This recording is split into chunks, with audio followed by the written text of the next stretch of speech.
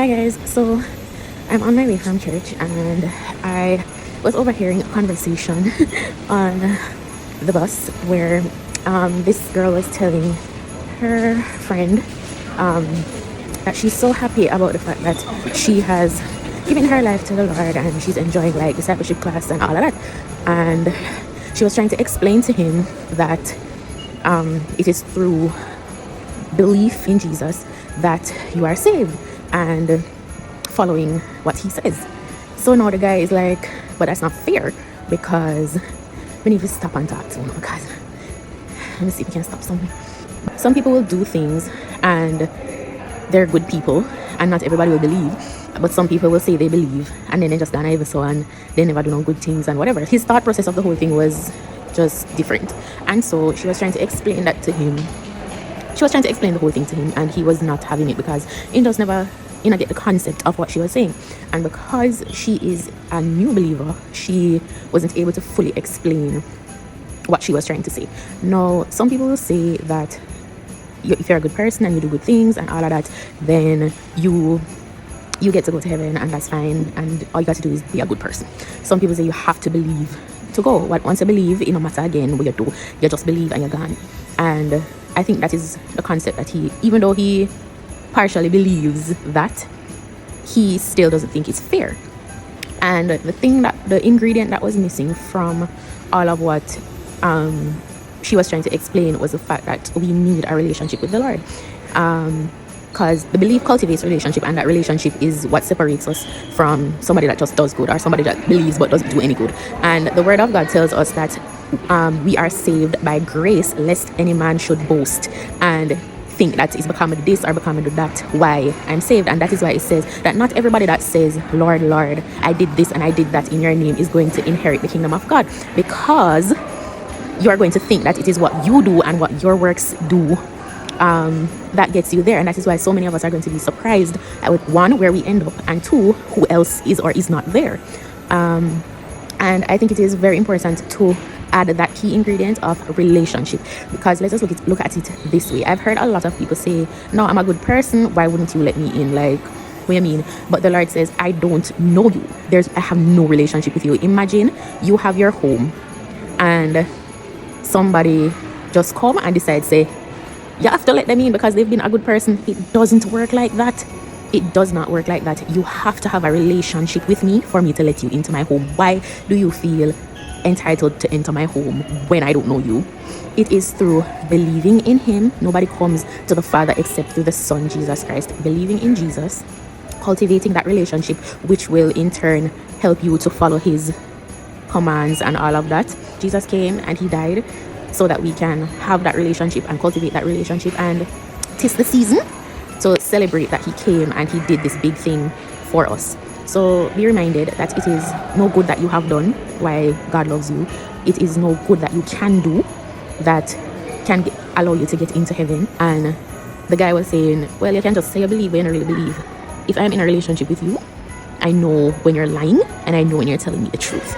Just continue to grow in God and know that he went out of his way so that we can have a relationship with him. A king would leave his kingdom and come and be a mere mortal just so that you and I could be saved. Isn't that love? And I just want to just give thanks again for that love that keeps us going, that has mercy on us even when we falter, because he knows that we have a relationship with him, and we try every day to work on that relationship. Like any other relationship with any other person, we are able to say, I messed up and I'm sorry, and turn away, which is what repentance is, turning away from the wrong that we have done, showing through our actions that I am sorry that I did this, and trying every day to do better. So yeah, I hope that was clear, because I stand up in the mall and I beer teams and people pass, and I get distracted very easily. So I hope that was clear, and we wish you a Merry Christmas. He came, he was born just for you. Pick up on yourself. My dear, the rain come down.